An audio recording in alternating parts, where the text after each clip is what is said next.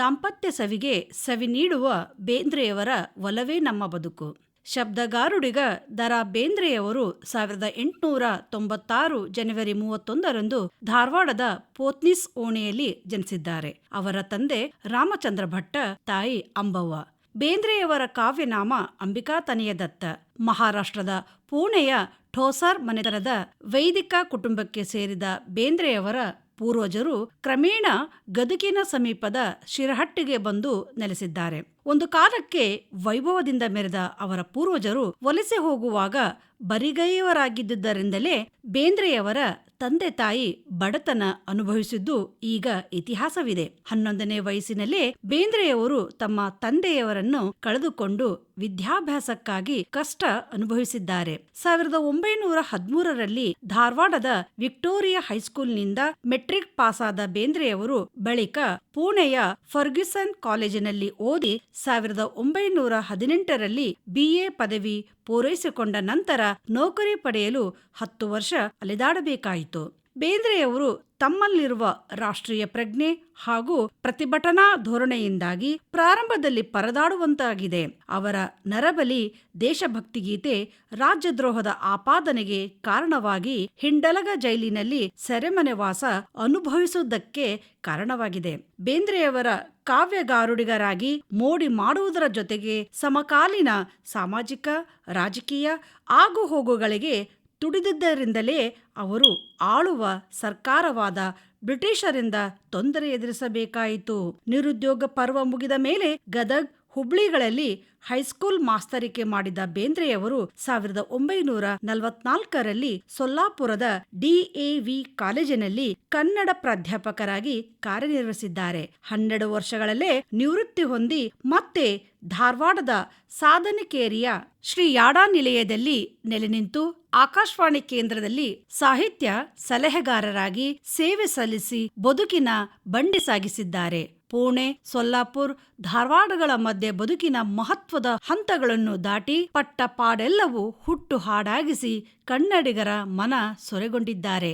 ಬೇಂದ್ರೆಯವರ ಕಾವ್ಯ ಸೃಷ್ಟಿಯ ಬೆಳೆ ಹುಲುಸಾಗಿದೆ. ತುತ್ತೂರಿ, ಕೋಗಿಲೆ, ಕೃಷ್ಣಕುಮಾರಿ, ಗರಿ, ಮೂರ್ತಿ, ಕಾಮಕಸ್ತೂರಿ, ಸಖಿ ಗೀತ, ನಾದಲೀಲೆ, ಮೇಘದೂತ, ಹಾಡು ಪಾಡು, ಗಂಗಾವತರಣದಿಂದ ಹಿಡಿದು ಪ್ರತಿಬಿಂಬದವರೆಗೆ 29 ಕವನ ಸಂಕಲನಗಳನ್ನು, ಸಾಹಿತ್ಯ ಮತ್ತು ವಿಮರ್ಶೆ, ಕಾವ್ಯೋದ್ಯೋಗ ಮೊದಲಾದ ವಿಮರ್ಶಾ ಸಂಕಲನಗಳನ್ನು ಪ್ರಕಟಿಸಿದ ಬೇಂದ್ರೆಯವರು ನವೋದಯದ ಒಬ್ಬ ಪ್ರಮುಖ ನಾಟಕಕಾರರಾಗಿಯೂ ಗಮನ ಸೆಳೆದುಕೊಂಡಿದ್ದಾರೆ. ಅವರು ಅರವಿಂದ ಯೋಗ ದರ್ಶನ, ಉಪನಿಷತ್ ರಹಸ್ಯ ಹಾಗೂ ಕಬೀರರ ಸಾಹಿತ್ಯದ ಕುರಿತು ಒಲವು ಹೊಂದಿದ್ದರು.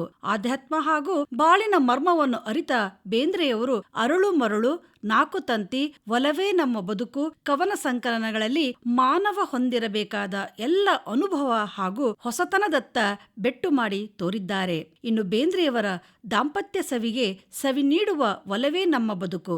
ಇಲ್ಲಿ ಕನ್ನಡ ನವೋದಯ ಸಾಹಿತ್ಯಕ್ಕೆ ಬೇಂದ್ರೆಯವರು ಧ್ರುವತಾರೆಯಂತಿದ್ದಾರೆ. ಅವರ ಪ್ರಯೋಗಶೀಲ ಬದುಕು ಮತ್ತು ಬರಹಗಳು ಸದಾಕಾಲ ಅಧ್ಯಯನಯೋಗ್ಯವಾಗಿವೆ. ನವೋದಯ ಕಾವ್ಯದ ಸಮೃದ್ಧಿ ಹಾಗೂ ಶ್ರೀಮಂತಿಕೆಗಳಿಗೆ ಬೇಂದ್ರೆ ಕಾವ್ಯವು ಕಾರಣವಾಗಿದೆ. ಬೇಂದ್ರೆಯವರ ಕಾವ್ಯ ಹೊಸ ಜೀವ, ಹೊಸ ಭಾವ ಹಾಗೂ ಹೊಸ ಹೊಳಹು ಉಲ್ಲಾಸಗಳೊಂದಿಗೆ ಗಮನ ಸೆಳೆಯುತ್ತದೆ. ಸಾಧನಕೇರಿಯ ಈ ಸಂತ ಕನ್ನಡ ಕಾವ್ಯದ ಗಡಿ ಬದಲಾವಣೆಯಲ್ಲಿ ವಹಿಸಿದ ಪಾತ್ರ ದೊಡ್ಡದು. ಬೇಂದ್ರೆಯವರು ಬದುಕಿದ್ದು ಸಾಹಿತ್ಯ ಪೂರ್ವ ಹಾಗೂ ಸಾಹಿತ್ಯೋತ್ತರ ಕಾಲಘಟ್ಟದಲ್ಲಿ. ಅವರು ಸಾಮ್ರಾಜ್ಯಶಾಹಿ, ವಸಾಹತುಶಾಹಿಗಳ ದಬ್ಬಾಳಿಕೆಯನ್ನು ಕಂಡವರು. ಅವರ ನೋವು ತಲ್ಲಣಗಳೇನೇ ಇದ್ದರೂ ಬೇಂದ್ರೆಯವರ ಭಾವ ಜಗತ್ತು ಅವೆಲ್ಲವನ್ನು ಮೀರಿ ಪ್ರಣಯ ಜಗತ್ತಿನ ಒಳ ಹೊರಗನ್ನು ಚಿತ್ರಿಸಿದೆ. ಅವರ ಒಲವೇ ನಮ್ಮ ಬದುಕು ಕವನ ಸಂಕಲನ ಕನ್ನಡಿಗರ ಭಾವ ಶ್ರೀಮಂತಿಕೆಗೆ ಕಾರಣವಾಗಿದೆ. ಅವರ ಒಲವೇ ನಮ್ಮ ಬದುಕು ಡಾಕ್ಟರ್ ವಾಮನ ಬೇಂದ್ರೆಯವರ ಸಂಪಾದಕತ್ವದಲ್ಲಿ ಬೇಂದ್ರೆ ಸಂಶೋಧನಾ ಕೇಂದ್ರದ ನಿರ್ದೇಶಕ KS ಶರ್ಮಾರವರ ಶ್ರೀ ಮಾತಾ ಪ್ರಕಾಶನದಡಿ ಪ್ರಕಟಗೊಂಡಿದ್ದು, ಅಲ್ಲಿ ಅನುರಾಗ ಗೀತೆಗಳು, ವಿರಹ ಗೀತೆಗಳು, ಕೌಟುಂಬಿಕ ಭಾವಗೀತೆಗಳು, ಸಖಿ ಗೀತೆಯಿಂದ ಕನ್ನಡ ಮೇಘದೂತದಿಂದ ಗಂಡಸು ಹೆಂಗಸಿಗೆ ಸೌಂದರ್ಯಾನುಭವ, ಸಾಂಕೇತಿಕ ಅನುಭವ ಗೀತೆಗಳು, ಸ್ನೇಹ ಗೀತೆಗಳು, ಪ್ರೇಮ ತತ್ವ ದರ್ಶನ, ಒಲವಿನ ದರ್ಶನಗಳೆಂಬ 10 ಭಾಗಗಳು ಸಂಚಯಗೊಂಡಿವೆ. ಒಲವೇ ನಮ್ಮ ಬದುಕು ಕವನ ಸಂಕಲನ ಅನುರಾಗ ಗೀತೆಗಳಲ್ಲಿ ರಸಿಕಪ್ಪೇಳೋ ಚೆಲುವ, ರಾಗರತಿ, ಮಂದಗತಿ, ಮಂದ ಪರ್ವವಾಗಿ ಬಿಟ್ಟಿದೆ. ವಾರಿನೋಟ, ಕಾಮಕಸ್ತೂರಿ, ಬಡವರ ಮಗಳು, ನನ್ನವಳು, ಕತ್ತಲೋ ಕತ್ತಲು, ಬರಿಗೊಡದ ಬಾಲಿ, ನೀರಿಗೆ ನಡೆದಾಗ, ಅಕ್ಕರತಿ, ಜನುಮದ ಜಾತ್ರೆ, ಒಲಿಮೆಯ ಕಿಚ್ಚು, ಗಿಣಿಹೇಳ, ಕಂಡ ತಪ್ಪು, ಚಿತ್ರ, ಮಾಯಾಕಿನ್ನರಿ, ಪೋರಿ ಪೋರ, ನಾನು ಬಡವಿ, ನರಕದಲ್ಲಿ ಸ್ವರ್ಗ, 2 ನಕ್ಷತ್ರ, ಅಪರೂಪ ರಾಗ, ದವನ ಕವನ, ಘಮ ಘಮ ಗಮಾಡಸಾವ ಮಲ್ಲಿಗಿ, ಗೆಳತಿ, ಕನ್ಯಾರತ್ನೆಗಳೆಂಬ 31 ಭಾವಗೀತೆಗಳಿವೆ. ಇವು ಬೇಂದ್ರೆಯವರ ಮಾಗಿದ ಪ್ರಣಯ ಭಾವನೆಗಳ ಅಭಿವ್ಯಕ್ತಿಯಾಗಿವೆ. ಬೇಂದ್ರೆ ಬರೆದ ಅನುರಾಗ ಗೀತೆಗಳಲ್ಲಿ ರಸಿಕಪ್ಪೇಳೋ ಕವಿತೆ ಪ್ರೇಮಿಗಳ ಮನದೊಳಗಿನ ಮಾತುಗಳನ್ನು ಮೂರ್ತ ರೂಪದಲ್ಲಿ ಹಿಡಿದಿಡುತ್ತದೆ. ಕಬ್ಬಿನ ಗಣಿಡೊಂಕು ಅದರ ಹಾಲು ಡೊಂಕೆ ರಸಿಕಪ್ಪೇಳು, ಹುಬ್ಬಿನ ಗೆರೆ ಡೊಂಕು ಕಣ್ಣ ನೋಟವು ಡೊಂಕೆ ರಸಿಕಪ್ಪೇಳು ಎಂದು ಆರಂಭವಾಗುವ ರಸಿಕಪ್ಪೇಳೋ ಕವಿತೆ ಕಬ್ಬಿನ ಗಣೆ, ಹುಬ್ಬಿನ ಗೆರೆ, ಬಿಲ್ಲ ಕಂಬಿ, ಹಲ್ಲ ಸಾಲು, ಬಿಂಬದರ, ಬಿಂದಿಗೆ ಚಂದ್ರಮ, ವಿಧಿಯಿತ್ತ ಕುಲಗಳೆಲ್ಲ ಡೊಂಕಾದರೂ ಅವುಗಳ ಸಹಾಯದಿಂದ ಹೊರಬಂದ ರುಚಿ, ನೋಟ, ಬಾಣ, ಕಿರಣ, ಬಾಳೆ ತಿರುಳು, ಚುಂಬನ, ಬೆಳೆದಿಂಗಳ ಬೆಳಕು ಯಾವತ್ತೂ ಡೊಂಕಾಗಿರುವುದಿಲ್ಲ ಎಂದು ಹೇಳುವಲ್ಲಿ ಪ್ರೇಮಿಗಳ ಕುಂದು ಕೊರತೆಗಳೇ ಅವರ ಅನುರಾಗದ ಗಟ್ಟಿತನಕ್ಕೆ ಕಾರಣವಾಗುವ ಸಂಗತಿಗಳೆಂಬ ಕವನದ ಧ್ವನಿ ಇಲ್ಲಿ ಎದ್ದು ಕಾಣುತ್ತದೆ.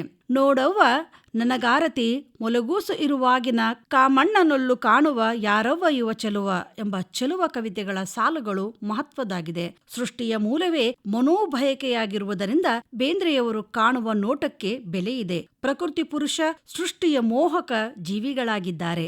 ರಾಗರತಿ ಎಂಬ ಕವಿತೆಯಲ್ಲಿ ಕವಿ ಗಂಡು ಹೆಣ್ಣಿನ ಮಧ್ಯದ ಪ್ರಣಯ ಚಿತ್ರಿಸುವ ರೀತಿ ಮನೋಹರವಾಗಿದೆ. ಮುಗಿಲ ಮಾರಿಗೆ ರಾಗರತಿಯ ನಂಜೆಯೇರಿತ್ತ, ಆಗ ಸಂಜೆಯಾಗಿತ್ತ, ನೆಲದ ಅಂಚಿಗೆ ಮಂಜಿನ ಮುಸುಕು ಹೆಂಗೊ ಬಿದ್ದಿತ್ತ, ಗಾಳಿಗೆ ಮೇಲಕ್ಕೆದ್ದಿತ್ತ ಎಂಬ ಈ ಹಾಡಿನ ಹಿಂದೆ ಪ್ರಕೃತಿ ಮತ್ತು ಪುರುಷನ ಮಧ್ಯೆ ನಡೆಯುವ ಸೆಳೆತಗಳ ಸೊಬಗನ್ನು ಕಾಣಬಹುದಾಗಿದೆ. ಪ್ರೇಮಿಗಳ ಚಿತ್ತ ಒಲವಿನ ಮತ್ತು ಒಲಿಸಿಕೊಳ್ಳುವ ಕಡೆಗೆ ಇರುತ್ತದೆ. ಬೇಂದ್ರೆಯವರು ಪ್ರೇಮಿಗಳ ಆ ಆಟಕ್ಕೆ ಇಲ್ಲಿ ಕೊಡುವ ಹೋಲಿಕೆಗಳು ಅನುಪಮವಾಗಿವೆ.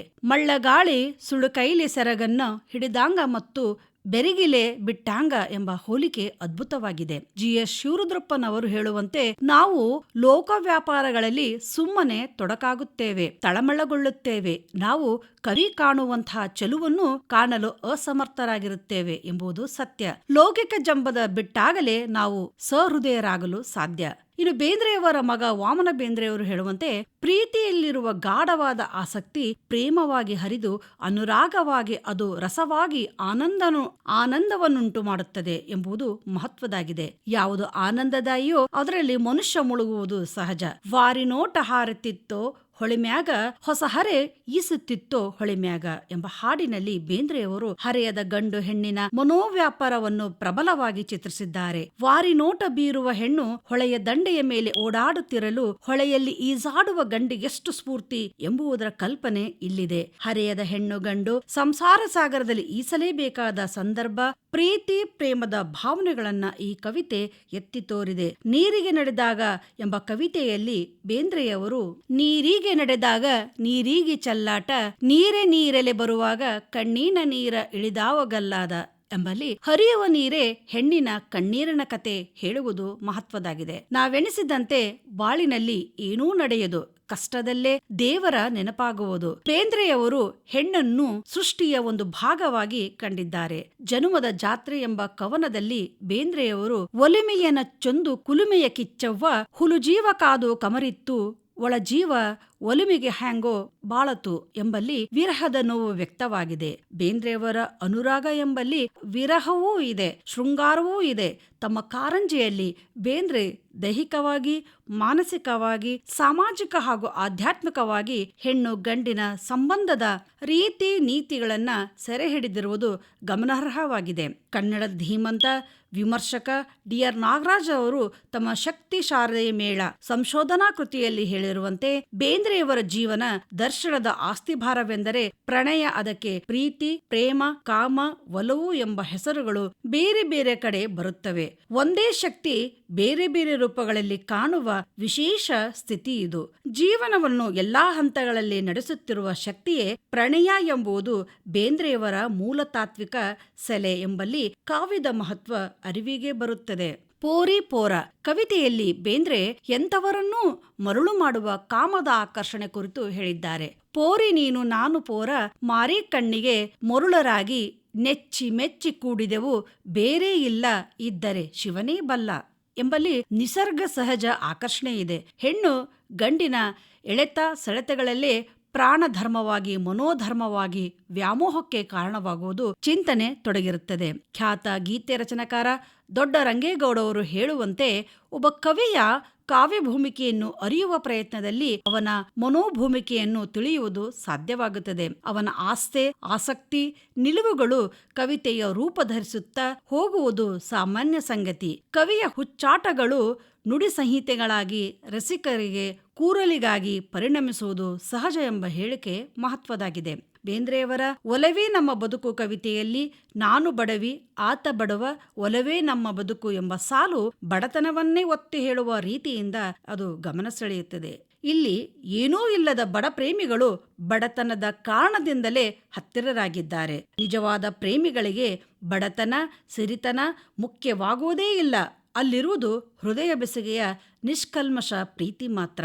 ದಂಪತಿಗಳ ಪ್ರೀತಿ ಚಳಿ ಬಿಸಿಲು ಹತ್ತಿರ ದೂರ ಬೇಕು ಬೇಡಗಳೆರಡು ಗಮನಿಸುವುದೇ ಇಲ್ಲ. ಇಲ್ಲಿ ಕುಂದುಕೊರತೆ ತೋರಲಿಲ್ಲ. ಬೇಕು ಹೆಚ್ಚೆಗೇನು ಹೊಟ್ಟೆಗಿತ್ತು ಜೀವ ಫಲವ ತುಟಿಗೆ ಹಾಲು ಜೇನು ಎಂಬಲ್ಲಾಗಲಿ, ಆತ ಕೊಟ್ಟ ವಸ್ತು ಒಡವೆ ನನಗೆ ಆವಗೆ ಗೊತ್ತು, ತೋಳುಗಳಿಗೆ ತೋಳು ಬಂದಿ ಕೆನ್ನೆ ತುಂಬ ಮುತ್ತು ಎಂಬುಗಳಾಗಲಿ ದಾಂಪತ್ಯ ಬದುಕಿನ ಒಲವಿನ ಸಿದ್ಧಾಂತ ವ್ಯಕ್ತವಾಗಿದೆ. ಬಡತನದಲ್ಲಿಯೇ ಸಿರಿತನ ಕಾಣುವುದು ಕೌಟುಂಬಿಕ ಬದುಕಿನ ಶ್ರೇಷ್ಠತೆಯನ್ನು ಎತ್ತಿ ತೋರುತ್ತದೆ. ಇನ್ನು ವಿರಹ ಗೀತೆಗಳು ಒಲವೇ ನಮ್ಮ ಬದುಕು ಕವನ ಸಂಕಲನದ ಭಾಗ 2ರಲ್ಲಿ ವಿರಹ ಗೀತೆಗಳಿದ್ದು, ವಿವಿಧ ಸಂದರ್ಭಗಳಲ್ಲಿ ಪ್ರೇಮಿಗಳಿಗೆ ಅಗಲಿಕೆಯಿಂದಾಗುವ ನೋವಿನ ಚಿತ್ರಣವನ್ನು ಕಣ್ಮುಂದೆ ತರುತ್ತದೆ. ಇಲ್ಲಿ ಸಂಗ್ರಹಗೊಂಡ 11 ವಿರಹ ಗೀತೆಗಳಲ್ಲಿ ಐತಿಹಾಸಿಕ, ಪೌರಾಣಿಕ, ಕೌಟುಂಬಿಕ ವಿರಹ ಗೀತೆಗಳು ಇವೆ. ಶೃಂಗಾರದ ಇನ್ನೊಂದು ಮುಖವೇ ವಿಷಲಂಬ ವಿಳಂಬವಾಗಿದೆ. ಪ್ರೇಮಿಸಿದವರು ಅಗಲುವುದು, ಮಾನಸಿಕವಾಗಿ ನೋವುವುದನ್ನ ಕವಿ ಇಲ್ಲಿ ಗಮನಕ್ಕೆ ತಂದಿದ್ದಾರೆ. ಕೃಷ್ಣಕುಮಾರಿ ಹುದುಗಲಾಗದ ದುಃಖ, ನಗಿ ನವಿಲು, ಬಿಸಿಲು ಗುದುರೆ, ರಾಧೆಯ ಪಾಡು, ಮನೆಗೆ ಹೋಗವ್ವ, ಹುಬ್ಬಳ್ಳಿಯಾವ, ಮರೆವೆಯೋ ಅರಿವಿಯೋ, ಎಲ್ಲಿರುವೆ ರಾಜ ಗಂಭೀರ ಹಾಗೂ ಮುಗ್ಧೆ, ಛಾಯ ಎಂಬ 11 ಕವಿತೆಗಳಲ್ಲಿ ಅಗಲಿದ ಪ್ರೇಮಿಗಳ ಅನಂತ ಮೂಲಗಳನ್ನು ಸೆರೆ ಹಿಡಿದಿದ್ದಾರೆ. ಕೃಷ್ಣಕುಮಾರಿ ಎಂಬ ಖಂಡ ಕಾವ್ಯದಲ್ಲಿ ಬೇಂದ್ರೆ ಅವಳ ಸೌಂದರ್ಯವೇ ಅವಳ ದುಃಖಕ್ಕೆ ಕಾರಣವಾಗಿ ರಜಪೂತರ ನೆಮ್ಮದಿ ಹಾಳಾದ ಕುರಿತು ಹೇಳಿದ್ದಾರೆ. ಜೋಧ್ಪುರದ ಮಾನ್ಸಿಂಗ್ ಹಾಗೂ ಜೈಪುರದ ಜಗತ್ತುತ್ಸಾಹದ ಮಧ್ಯೆ ಕಾಳಗರಾಗಿ ವಿರಹವನ್ನು ಕಾಣಿಸಿಕೊಳ್ಳುತ್ತದೆ. ಕೃಷ್ಣಕುಮಾರಿಯ ತಂದೆ ಭೀಮಸಿಂಹ ಮಗಳನ್ನು ಅಪ್ರತಿಮ ಯೋಧ ಜೋಧಪುರದರಸರಾದ ಮಾನಸಿಂಹನಿಗೆ ಕೊಡಬೇಕೆಂಬ ಕನಸು ಆತನ ಮರಣ ಕಾರಣವಾಗಿ ಕನಸಾಗಿಯೇ ಉಳಿಯುತ್ತದೆ. ಜೈಪುರದ ಜೋಧ್ಪುರ್ ಅರಸರ ತಿಕ್ಕಾಟ ಕೃಷ್ಣಕುಮಾರಿಯನ್ನು ದುಃಖಕ್ಕೆ ದೂಡುತ್ತದೆ. ಛೀ ನನ್ನ ಜನ್ಮವೇ, ಛೀ ನನ್ನ ಬಾಲ್ಯವೇ, ಛೀ ನನ್ನ ಜನ್ಮವೇ, ಛೀ ನನ್ನ ಬಾಲ್ಯವೇ, ಛೀ ನನ್ನ ಯೌವನವೇ, ಛೀ ನನ್ನ ಚೆಲ್ವಿಕೆಯೇ, ನನ್ನ ಸುಡುಗತಿಯೇ ಛೀ ಎಂದು ಕೃಷ್ಣಕುಮಾರಿ ಹಲಬುವುದಕ್ಕೆ ಗಂಡುಗಾಳವೇ ಕಾರಣವಾಗಿದೆ. ಇವರೀರ್ವರಲ್ಲದೆ ಅಮೀರ್ ಖಾನನೆಂಬ ಮುಸ್ಲಿಂ ಅರಸನು ರಜಪೂತರ ಮೇಲೆ ದಾಳಿ ಮಾಡಿದ್ದಾಗ ಕೃಷ್ಣಕುಮಾರಿ ಸತ್ತ ಹೊರತು ತಮಗೆ ಉಳಿಗಾಲವಿಲ್ಲವೆಂದು ರಜಪೂತರು ವೀರಹೀನರಾಗಿ ನಡೆದುಕೊಳ್ಳುವಾಗ ಅವಳು ವಿಷ ಕುಡಿದು ಸಾಯುವುದು ಚಿಂತನೆಗೆ ತೊಡಗಿಸುತ್ತದೆ. ಬೇಂದ್ರೆಯವರ ನಗಿನವಿಲು ಕವಿತೆಯಲ್ಲಿ ನಾರಿ ನಿನ್ನ ಮಾರಿ ಮ್ಯಾಗ ನಗಿನವಿಲು ಆಡತ್ತಿತ್ತ, ಆಡತ್ತಿತ್ತ ಓಡತ್ತಿತ್ತ ಮುಗಿಲಿ ಕಡೆ ನೋಡತ್ತಿತ್ತ ಎಂಬಲ್ಲಿ ಮೇಲ್ನೋಟಕ್ಕೆ ಗಂಡು ಹೆಣ್ಣಿನ ಆಕರ್ಷಕ ಗೀತೆ ಎಂಬಂತೆ ಕಂಡರೂ ಕಲ್ಘಟಗಿಯಂತಹ ಬೆಲೆಯುಳ್ಳ ಪ್ರದೇಶದಲ್ಲಿ ಬರಗಾಲ ಬಿದ್ದು ಜನ ಮಳೆ ಕಾಣದಕ್ಕೆ ನಗಿನವಿಲು ಬಾಡಿ ಹೋಗುವ ಪರಿಯನ್ನು ಕವಿ ರೂಪಕದಲ್ಲಿ ಹೇಳಿದ್ದಾರೆ. ಇನ್ನು ಬೇಂದ್ರೆಯವರ ವಿರಹ ಗೀತೆಗಳೇ ಶ್ರೇಷ್ಠವಾದ ಕವಿತೆ ಹುಬ್ಬಳ್ಳಿಯಾವ. ಪ್ರಣಯವನ್ನು ಆಶಿಸುವ ಸ್ತ್ರೀ ತನ್ನ ಮನದಾಣ್ಮನವನ್ನು ನೆನೆದು ಸರಸವಾಡುವ ಮತ್ತು ಅಗಲಿಕೆಯಿಂದ ನೆನೆದು ನೋಯುವ ರೀತಿ ಗಮನ ಸೆಳೆಯುತ್ತದೆ. ನಲ್ಲನ ನೋಟ, ಕಾಕು ನುಡಿಗಳಿಗೆ ಮಾರು ಹೋದ ಆಕೆ ಆತ ಬರುವುದು ತಡವಾದಾಗ ಭಯ ಬೀಳುವ ಪರಿ ಸೊಗಸಾಗಿದೆ. ಸೆಟ್ಟಾರ ಹುಡುಗ ಸೆಟ್ಕೊಂಡ್ ಹೋದ ಅಂತಾದ ನನ್ ಜೀವ, ಹಾದಿ ಬೀದಿ ಹುಡುಕತ್ತೈತಿ ಬಿಟ್ಟ ಎಲ್ಲ ಹಾವ ಎಂಬಲ್ಲಿ ಪ್ರೀತಿಸಿದ ಹೆಣ್ಣಿನ ಒಳತೊಟೆಯನ್ನು ಕವಿ ಸಮರ್ಥಕವಾಗಿ ಚಿತ್ರಿಸಿದ್ದಾರೆ. ಇರು ಅಂದರ ಬರ್ತೇನಂತ ಎದ್ದು ಹೊರಡಾವ, ಮಾರಿ ತಳಗ ಹಾಕಿತ್ತೆಂದರೆ ಇದ್ದು ಬಿಡಾವ, ಹಿಡಿ ಹಿಡಿಲೆ ರೊಕ್ಕ ಆ ತೆಗೆದು ಹಿಡಿ ಹಿಡಿ ಅನ್ನವ, ಖರೇ ಅಂತ ಕೈ ಮಾಡಿದರ ಹಿಡ್ದ ಬಿಡಾವ, ಇನ್ನು ಯಾಕ ಬರ್ಲಿಲ್ಲ ಎಂದು ಖುಷಿಯಿಂದ ನೆನೆಯುವ ಆಕೆ ಎಲ್ಲಿ ಮಲ್ಲಿ ಪಾರಿ ತಾರಿ ನೋಡಿರೇನವ್ವ, ನಿಂಗಿ ಸಂಗಿ ಸಾವಂತಾರಿ ಎಲ್ಲಾನ ನನ್ನವ್ವ ಎಂದು ಪ್ರಶ್ನಿಸುವ ರೀತಿಗೆ ನಾವು ಬೆರಗಾಗುತ್ತೇವೆ. ಇನ್ನು ಕೌಟುಂಬಿಕ ಗೀತೆಗಳಲ್ಲಿ ನಾವು ಗಮನಿಸಿದಾಗ ಬೇಂದ್ರೆಯವರ ಪ್ರಸ್ತುತ ಕವನ ಸಂಕಲನದ ಕೌಟುಂಬಿಕ ಗೀತೆಗಳಲ್ಲಿ 23 ಗೀತೆಗಳಿದ್ದು ಅವೆಲ್ಲ ತಮ್ಮ ಹೆಂಡತಿ, ಸಂತತಿ, ನಲ್ಲ, ನಲ್ಲೆ, ತಾಯಿ ಕೂಸು, ಸತಿಪತಿ ಸಾಮರಸ್ಯ, ಸಂಸಾರದ ಸಾರ್ಥಕತೆ, ಸಂಸಾರದ ಸಾಧನೆ ಹಾಗೂ ಪತ್ನಿ ವಿಯೋಗದಿಂದಾಗುವ ದುಃಖ ಭರಿತ ಗೀತೆಗಳಿಂದ ಕೂಡಿವೆ. ಬೇಂದ್ರೆ ತಮ್ಮ ಹೆಂಡತಿ ಲಕ್ಷ್ಮೀಬಾಯಿಯವರನ್ನು ಕಾಣುವ ಮತ್ತು ಅವರ ಸಹನಾಮಯಿ ಧೋರಣೆಯನ್ನ ಗಮನಕ್ಕೆ ತರುವ ರೀತಿ ಮಹತ್ವದಾಗಿದೆ. ಜೀವನದಲ್ಲಿ ಪ್ರೀತಿಗೆ ಪಾತ್ರರಾದವರ ನಗು ಇರದಿದ್ದರೆ ಬಾಳು ನರಕವೆನಿಸುತ್ತದೆ. ಬೇಂದ್ರೆಯವರ ನನ್ನ ಕೈಯ ಹಿಡಿದಾಕೆ ಅಳು ನುಂಗಿ ನಗುವೊಮ್ಮೆ ನಾನೂನು ನಕ್ಕೇನಾ ಎಂದು ವಿಶ್ವಾಸದಿಂದ ಹೇಳುವುದು ಪ್ರೀತಿಯ ಶಕ್ತಿಯನ್ನು ಎತ್ತಿ ತೋರುತ್ತದೆ. ಜೀವನದಲ್ಲಿ ಎಷ್ಟೇ ನೋವಿದ್ದರೂ ನಗುವಿನಲ್ಲಿ ತೆಲೆಲೇಬೇಕು.